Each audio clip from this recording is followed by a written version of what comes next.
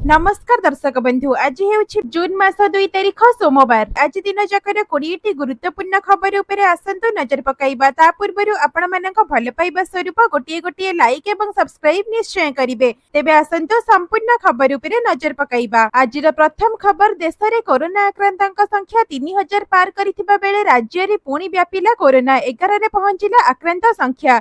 देश रे पुणी चिंता बढ़ाइलानी कोरोना। 3000 टपिला कोविड आक्रांतक संख्या। केंद्र स्वास्थ्य मंत्रालय तथ्य अनुसार शनिवार सुधा देश में मोट आक्रांतक संख्या 3395 रही। गत 24 घंटा मध्य 685 नुआ मामला चिन्हट होईछि। एजाए सर्वाधिक मामला केरल चिन्हट होईछि। केरल रे सर्वाधिक 1336 कोविड मामला रिपोर्ट होईछि। ठीक सेही भली राज्य रे बढ़ुछि कोविड आक्रांतक संख्या। ओडिसा रे आउ 3 जण नुआ कोरोना आक्रांत चिन्हट होईछन्ति। परीक्षा परे सेमाने कोविड पॉजिटिव बाहरिछन्ति। एहा फल रे राज्य रे आक्रांतक संख्या 2 अंक छुई 11 को वृद्धि पाइछि। नुआ आक्रांत चिन्हट नै स्वास्थ्य विभाग पक्षरु सूचना जारी होईछि। अन्यपटे शनिवार जणे कोरोना संक्रमितंकर मृत्यु घटिथिबा नै अभियोग होइथिला। कोरोना रे प्रथम मृत्यु नै अवगत अछि स्वास्थ्य विभाग बोली कुहा जाईछि। तेबे नुआ भ्यारिएंट सिभियर करि नथिबारु भयभीत न हेबाकू ओडिसा स्वास्थ्य विभाग गतकाली परामर्श देइछि। एबे कोविड स्थिति संपूर्ण नियंत्रण रे रहिछि। एबे जेउ भ्यारिएंट चिन्हट होईछि ताहा माइल्ड स्ट्रेन, तेणु केही भयभीत न हेबाकू स्वास्थ्य विभाग पक्षरु कुहा जाईछि। परवर्ती खबर, ओमफेड क्षीर लिटर पिछा बढ़िला 2 टंका, घोषणा कले मुख्यमंत्री मोहन माझी। ओमफेड दुग्ध चाषींक पई मुख्यमंत्री मोहन चरण माझी बड़ घोषणा करिसेंति।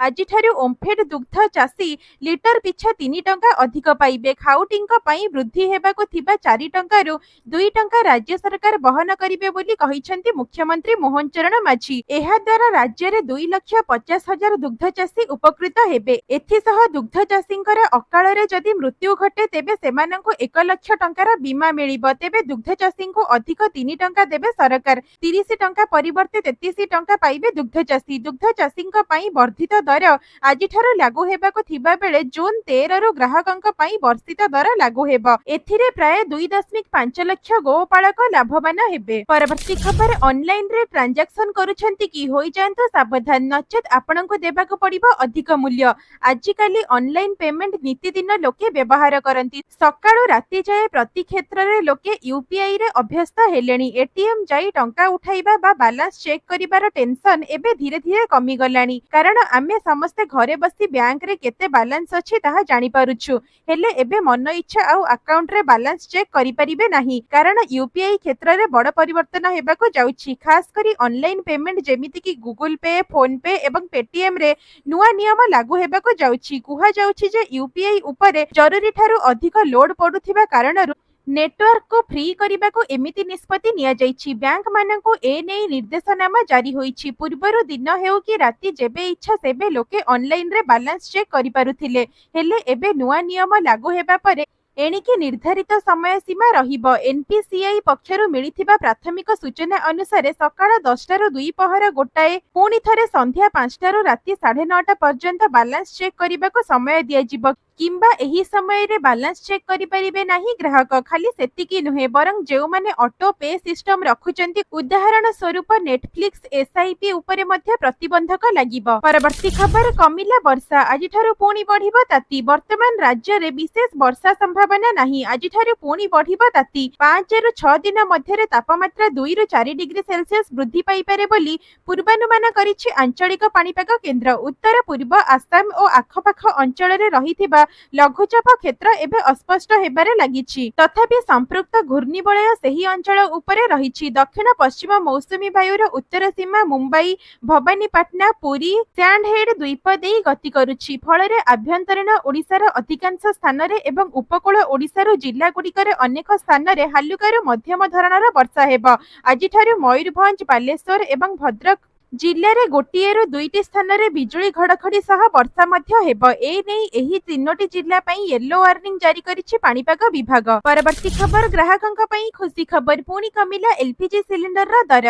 नुआ मासर प्रथम दिन रे ग्राहकंक मिलिछि खुशी खबर। तैल कंपनी माने 19 किलोग्राम वाणिज्यिक एलपीजी सिलिंडर रा मूल्य रे 24 टंका दाम कम करिसेंति। अन्यपटे 14 किलो रा घरोई एलपीजी सिलिंडर रा मूल्य रे कोनोसी परिवर्तन होई नाही। तेबे दिल्ली रे 19 किलो କିଲୋ ବାଣିଜ୍ୟିକ ଏଲପିଜି ସିଲିଣ୍ଡରର ମୂଲ୍ୟ 1776 ଟଙ୍କାରୁ ହ୍ରାସ ପାଇ 1751 ଟଙ୍କା ହୋଇଛି। ଅନ୍ୟ ସହରମାନଙ୍କରେ ମଧ୍ୟ ମୂଲ୍ୟ କମିଛି, ଯାହା ହୋଟେଲ, ରେଷ୍ଟୁରାଣ୍ଟ ଏବଂ ଅନ୍ୟାନ୍ୟ ବ୍ୟବସାୟୀଙ୍କ ପାଇଁ ରିଲିଫ୍ ଆଣିବ। ଉଦାହରଣ ସ୍ୱରୂପ କୋଲକାତାରେ ନୂଆ ମୂଲ୍ୟ 1861 ଟଙ୍କା ହୋଇଥିବା ବେଳେ ମୁମ୍ବାଇରେ 1704 ଟଙ୍କା ଏବଂ ଚେନ୍ନାଇରେ 1917 ଟଙ୍କା ରହିଛି। ଏହି ମୂଲ୍ୟ ହ୍ରାସ ବ୍ୟବସାୟୀଙ୍କ ପାଇଁ ଖୁସି ଖବର ହୋଇଥିବା ବେଳେ ଘରୋଇ ଗ୍ରାହକଙ୍କ ପାଇଁ ମୂଲ୍ୟ ଅପରିବର୍ତ୍ତିତ ରହିଛି। ତେବେ ଓଡ଼ିଶାରେ ବିଶେଷ କରି ଭୁବନେଶ୍ୱର ଏବଂ ଅନ୍ୟ ସହରରେ ବାଣିଜ୍ୟିକ ଗ୍ରାହକମାନେ ମଧ୍ୟ ଏହି ରିହାତିର ଲାଭ ଉଠାଇ ପାରିବେ। ପରବର୍ତ୍ତୀ ଖବର, ମାସ ଆରମ୍ଭରୁ ଶସ୍ତା ହେଲା ସୁନା, ଜାଣନ୍ତୁ 10 ଗ୍ରାମ ପାଇଁ ଦେବାକୁ ପଡ଼ିବ କେତେ ଟଙ୍କା। ଦେଶରେ ସୁନା ମୂଲ୍ୟ ଆଜି କମିଛି। ସପ୍ତାହ ମଧ୍ୟରେ 24 କ୍ୟାରେଟ ସୁନା ମୂଲ୍ୟ 770 ଟଙ୍କା ପର୍ଯ୍ୟନ୍ତ ହ୍ରାସ ଦେଖିବାକୁ ମିଳିଛି। ଏଥିସହ 22 କ୍ୟାରେଟ ସୁନା ଦର 700 ଟଙ୍କା ମଧ୍ୟ ହ୍ରାସ ପାଇଛି। ଆଜି ରାଜଧାନୀ ଭୁବନେଶ୍ୱରରେ ସୁନା ଦର ଅପରିବର୍ତ୍ତିତ ରହିଛି। 22 କ୍ୟାରେଟ ସୁନା ଦର 10 ଗ୍ରାମ ପିଛା 89,200 ଟଙ୍କା ରହିଥିବା ବେଳେ 24 କ୍ୟାରେଟ ସୁନା ଦର 10 ଗ୍ରାମ ପିଛା 97,310 ଟଙ୍କା ରହିଛି। ସେହିପରି 18 କ୍ୟାରେଟ ସୁନା ଦର 10 ଗ୍ରାମ ପିଛା 72,990 ଟଙ୍କା ରହିଛି। ଏଥିସହ ଆଜି ଜାତୀୟ ରାଜଧାନୀ ନୂଆଦିଲ୍ଲୀରେ 24 କ୍ୟାରେଟ ସୁନା ଦର 1 ଗ୍ରାମ ପିଛା 9,746 ଟଙ୍କା ଥିବା ବେଳେ 22 କ୍ୟାରେଟ ସୁନା ଦର 1 ଗ୍ରାମ ପିଛା 8,935 ଟଙ୍କା ରହିଛି। ସେହିପରି ଆଜି ଏଠାରେ 18 କ୍ୟାରେଟ ସୁନା ଦର 1 ଗ୍ରାମ ପିଛା 7,311 ଟଙ୍କା ରହିଛି। ପରବର୍ତ୍ତୀ ଖବର, ଅଦାଲତରେ ବିଚାରାଧୀନ ଅପରାଧିକ ମାମଲା ଗୁଡ଼ିକୁ ଶୀଘ୍ର ନିଷ୍ପତ୍ତି ପାଇଁ ନୂଆ ଏସଓପି ପରିବର୍ତ୍ତନ କଲେ ଓଡ଼ିଶା ସରକାର। ଓଡ଼ିଶା ଅଦାଲତରେ ମାମଲା ଗୁଡ଼ିକର ବିପୁଳ ବକେୟା ହ୍ରାସ କରିବା ପାଇଁ ଏକ ଉଚ୍ଚାକାଂକ୍ଷୀ ପଦକ୍ଷେପ ନେଇ ରାଜ୍ୟ ସରକାର ଅପରାଧିକ ମାମଲା ଗୁଡ଼ିକରେ ପବ୍ଲିକ ପ୍ରୋସିକ୍ୟୁଟର ବା ପିପି ଏବଂ ଅତିରିକ୍ତ ପବ୍ଲିକ ପ୍ରୋସିକ୍ୟୁଟର ବା ଏପିପି ମାନଙ୍କ ପାଇଁ ଏକ ନୂଆ ଷ୍ଟାଣ୍ଡାର୍ଡ ଅପରେଟିଂ ପ୍ରୋସିଜିଓର ବା ଏସଓପି ପରିବର୍ତ୍ତନ କରିଛନ୍ତି।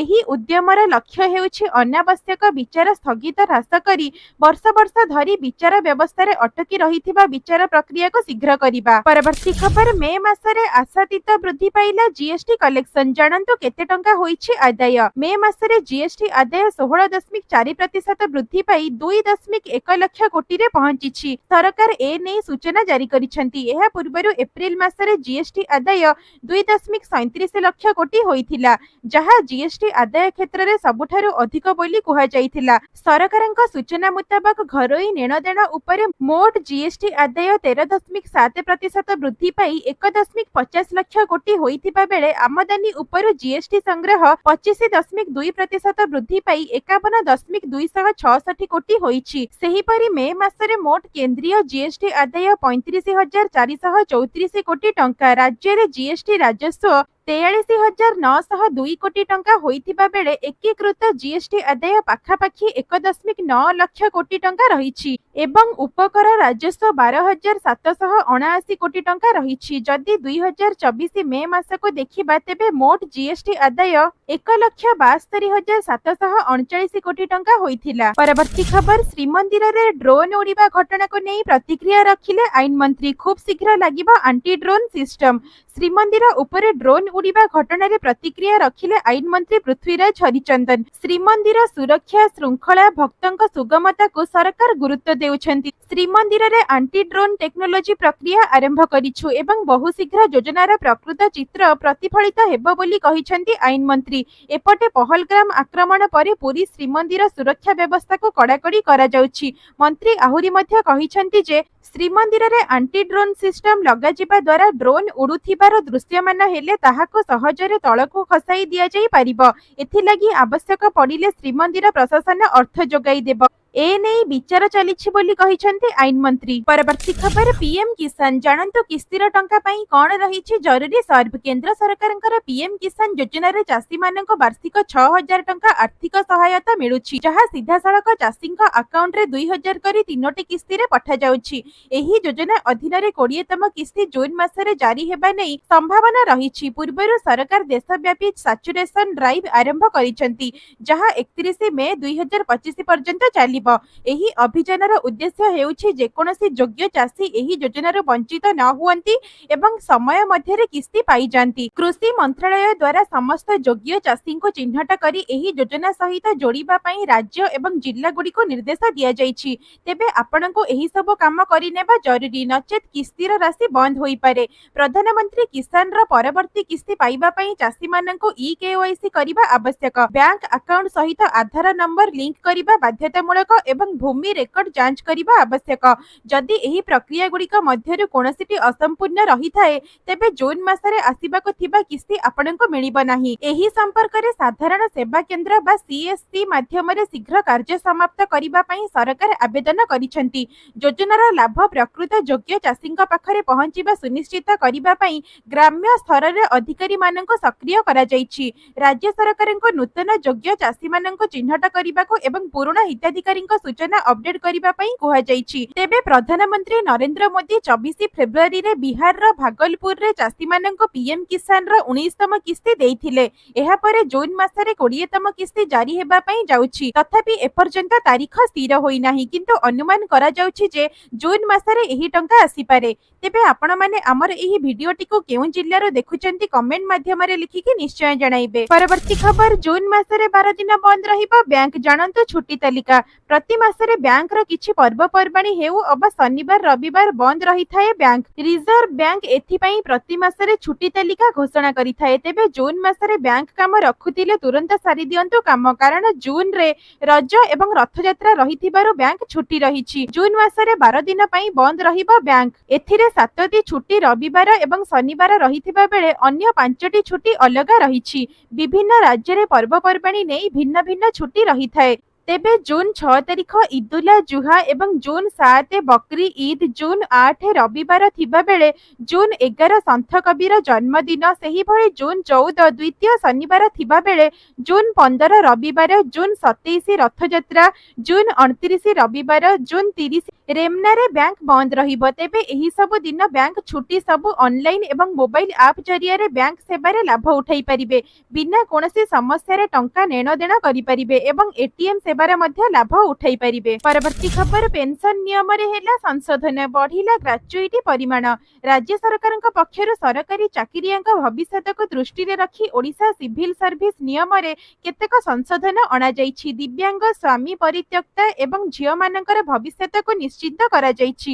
ଏଥିସହିତ ରାଜ୍ୟ ସରକାରଙ୍କ ପକ୍ଷରୁ 20ଟି ଦିଗରେ ନିୟମରେ ସଂଶୋଧନ କରାଯିବା ସହିତ ସରକାରୀ ଚାକିରିଆଙ୍କ ପରିବାରକୁ ଏକ ପ୍ରକାର ସୁରକ୍ଷା ବଳୟ ଭିତରକୁ ନିଆଯାଇଛି। ଏ ସଂକ୍ରାନ୍ତରେ ବିଜ୍ଞପ୍ତି ବାହାରିଛି। ବିଜ୍ଞପ୍ତି ଅନୁଯାୟୀ ଏଣିକି ଓଡ଼ିଶା ସରକାରଙ୍କର ଚାକିରିଆମାନେ ଯଦି ଇସ୍ତଫା ଦିଅନ୍ତି ଏବଂ ପରବର୍ତ୍ତୀ ପର୍ଯ୍ୟାୟରେ ତାଙ୍କ ଇସ୍ତଫା ପତ୍ରକୁ 90 ଦିନ ମଧ୍ୟରେ ଫେରାଇ ନେବାକୁ ଚାହିଁବେ, ତେବେ ସରକାର ତାକୁ ଗ୍ରହଣ କରିବେ। ମାତ୍ର ପୂର୍ବରୁ ସରକାରୀ ଚାକିରିଆ ଯଦି ଚାକିରିରୁ ଇସ୍ତଫା ଦେଉଥିଲେ, ତେବେ ଏ ସଂକ୍ରାନ୍ତୀୟ କୌଣସି ଆଗରୁ ମାର୍ଗଦର୍ଶିକା ରହିନଥିଲା। ବର୍ତ୍ତମାନ ଏହି ପେନସନ ନିୟମରେ ସଂଶୋଧନ କରାଯାଇଛି। ପରବର୍ତ୍ତୀ ଖବର, ପ୍ୟାନ କାର୍ଡ ଧାରୀଙ୍କ ଉପରେ ଲାଗିବ 10,000 ଟଙ୍କାର ଜୋରିମାନା, ସରକାର ଜାରି କଲେ ଆଲର୍ଟ। ଯଦି ଆପଣଙ୍କ ପାଖରେ ପ୍ୟାନ କାର୍ଡ ଅଛି, ତେବେ ସତର୍କ ହୋଇଯାଆନ୍ତୁ, କାରଣ ଆୟକର ବିଭାଗ ଏପରି ପ୍ୟାନ କାର୍ଡ ଧାରୀଙ୍କ ଉପରେ 10,000 ଟଙ୍କାର ଜୋରିମାନା ଲଗାଇଛି ଯେଉଁମାନଙ୍କର କାର୍ଡ ଇନଆକ୍ଟିଭ ହୋଇଯାଇଛି। ଯଦି ଆପଣଙ୍କର ପ୍ୟାନ କାର୍ଡ ଇନଆକ୍ଟିଭ ହୋଇଯାଇଛି, ତେବେ ଆପଣଙ୍କୁ ମଧ୍ୟ ଏହି ଅସୁବିଧା ଭୋଗିବାକୁ ପଡ଼ିପାରେ। ତେବେ ଯଦି ଆପଣଙ୍କ ପ୍ୟାନ ଆଧାର ସହିତ ଲିଙ୍କ ନାହିଁ ଏବଂ ଏହା ଡିଆକ୍ଟିଭ ହୋଇଯାଇଛି, ତେବେ ଜୋରିମାନା ଦେବାକୁ ପଡ଼ିପାରେ। ଡୁପ୍ଲିକେଟ ପ୍ୟାନ କାର୍ଡ ରଖିଥିବା ବା 2 ଥର ଆବେଦନ କରିବାରେ ମଧ୍ୟ କାର୍ଡକୁ ଇନଆକ୍ଟିଭ କରିଦିଆଯାଇଥାଏ। ଯେଉଁମାନଙ୍କ ପାଖରେ ଅଧିକ ପ୍ୟାନ କାର୍ଡ ଅଛି, ସେମାନଙ୍କର କାର୍ଡ ମଧ୍ୟ ଇନଆକ୍ଟିଭ ହୋଇଯିବ, ଯାହାଫଳରେ ସେମାନଙ୍କୁ ଜୋରିମାନା ଦେବାକୁ ପଡ଼ିବ। ପରବର୍ତ୍ତୀ ଖବର, ସରକାରଙ୍କ ବଡ଼ ଘୋଷଣା, ଖୁବ୍ ଶୀଘ୍ର ପ୍ରତି ମାସରେ ମହିଳାଙ୍କୁ ମିଳିବ 2500 ଟଙ୍କା। ଜାଣନ୍ତୁ କେଉଁମାନେ ପାଇବେ ଏହି ଟଙ୍କା। ମହିଳାମାନଙ୍କୁ ଖୁବ୍ ଶୀଘ୍ର ପ୍ରତି ମାସରେ 2500 ଟଙ୍କାର ସହାୟତା ରାଶି ମିଳିବ। ଏ ନେଇ ବଡ଼ ଘୋଷଣା କରିଛନ୍ତି ସରକାର। ଏହି ଯୋଜନାର ରୂପରେଖ ପ୍ରସ୍ତୁତ କରିବା ପାଇଁ 3 ଜଣ ମନ୍ତ୍ରୀଙ୍କୁ ନେଇ ଏକ କମିଟି ଗଠନ କରାଯାଇଛି। ତେବେ ଦିଲ୍ଲୀ ସରକାର ଖୁବ୍ ଶୀଘ୍ର ମହିଳା ସମୃଦ୍ଧି ଯୋଜନା ଆରମ୍ଭ କରିବାକୁ ଯାଉଛନ୍ତି। ଏଥିରେ ପ୍ରବେଶ ବର୍ମା, ଆଶିଷ ସୁଦ ଏବଂ କପିଳ ମିଶ୍ର ସାମିଲ ଅଛନ୍ତି।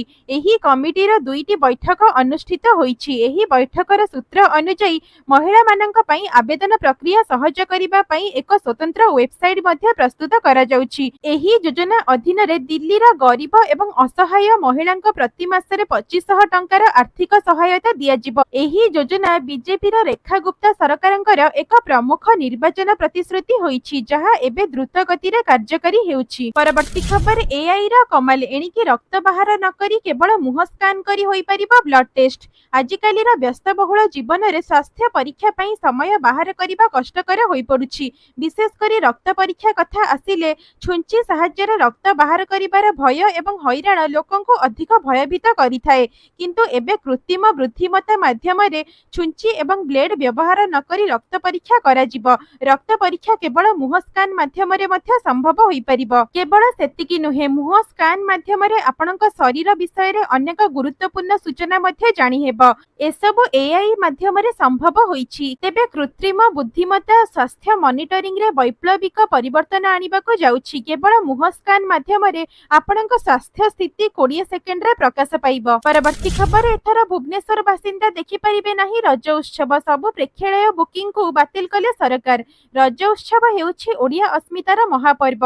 ରାଜ୍ୟ ରାଜଧାନୀର ସମସ୍ତ ପ୍ରମୁଖ ପ୍ରେକ୍ଷାଳୟରେ ବିଭିନ୍ନ ଅନୁଷ୍ଠାନ ଗୁଡ଼ିକ ସଜବାଜରୁ ଶେଷ ରଜ ଯାଏ ପାଳନ କରନ୍ତି ଉତ୍ସବ। ରଜ ପାନ, ପୋଡ଼ ପିଠା, ରଜ ଦୋଳି, ଗୀତ, ନାଚ ଆଦିକୁ ନେଇ ଏହି ରଜ ଉତ୍ସବରେ ସାମିଲ ହୁଅନ୍ତି ରାଜଧାନୀବାସୀ। ହେଲେ ଚଳିତ ବର୍ଷ ସମସ୍ତ ଉତ୍ସବକୁ ବନ୍ଦ କରିଛନ୍ତି ରାଜ୍ୟ ସରକାର।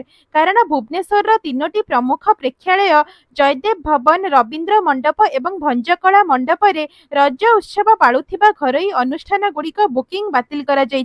କାରଣ ହେଲା ସରକାର ନିଜର ବର୍ଷପୂର୍ତ୍ତି ଉତ୍ସବ ପାଳିବା ପାଇଁ ଜୁନ୍ 12ରୁ 20 ପର୍ଯ୍ୟନ୍ତ ଏହି ସମସ୍ତ ପ୍ରେକ୍ଷାଳୟରେ କାର୍ଯ୍ୟକ୍ରମ କରିବେ। ଏଥର ରଜ 14, 15 ଏବଂ 16 ତାରିଖରେ ପଡୁଛି। ସେହି ଭିତରେ ସରକାରଙ୍କର ବର୍ଷପୂର୍ତ୍ତି ପଡୁଥିବାରୁ ଏହି କାର୍ଯ୍ୟକ୍ରମକୁ ବାତିଲ କରାଯାଇଛି। ପରବର୍ତ୍ତୀ ଖବର, ଏଣିକି ଚାଷୀଙ୍କୁ ମିଳିବ ଅନନ୍ୟ ପରିଚୟ ପତ୍ର। ପିଏମ୍ କିଷାନ, ପ୍ରଧାନମନ୍ତ୍ରୀ ଫସଲ ବୀମା ସମେତ 7ଟି ଯୋଜନାର ମିଳିବ ଲାଭ। ଏଣିକି ଚାଷୀମାନଙ୍କୁ ମିଳିବାକୁ ଯାଉଛି ଚାଷୀ ପରିଚୟ ପତ୍ର ବା ୟୁନିକ୍ ଫାର୍ମର ଆଇଡି।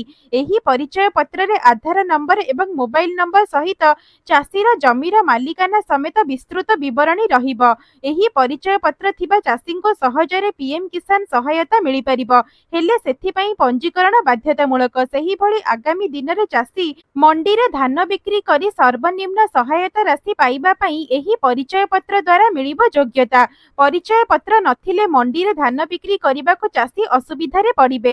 କିଷାନ କ୍ରେଡିଟ୍ କାର୍ଡ ଋଣ ମିଳିବାକୁ ସହଜ ହେବ। ଏଥିସହିତ ପ୍ରଧାନମନ୍ତ୍ରୀ ଫସଲ ବୀମା ଯୋଜନା ସମେତ 7ଟି ଯୋଜନାର ଚାଷୀମାନେ ଲାଭ ଉଠାଇ ପାରିବେ। ତେବେ କୃଷକ ପଞ୍ଜୀକରଣ ଡିଜିଟାଲ ସିଷ୍ଟମକୁ ଉଭୟ ଓଡ଼ିଶା ଏବଂ ଭାରତ ସରକାରଙ୍କର ମିଳିତ ଭାବରେ ବିକାଶ କରିଛନ୍ତି। ପରବର୍ତ୍ତୀ ଖବର, ସୁଭଦ୍ରା ଯୋଜନା ନେଇ ଉପମୁଖ୍ୟମନ୍ତ୍ରୀଙ୍କ ବଡ଼ ସୂଚନା। ବଞ୍ଚିତ ହିତାଧିକାରୀଙ୍କୁ ମିଳିବ 3ଟି କିସ୍ତି ସୁଭଦ୍ରା ଟଙ୍କା। ସୁଭଦ୍ରା ଯୋଜନାକୁ ନେଇ ବଡ଼ ସୂଚନା ଦେଇଛନ୍ତି ଉପମୁଖ୍ୟମନ୍ତ୍ରୀ ପ୍ରଭାତୀ ପରିଡ଼ା।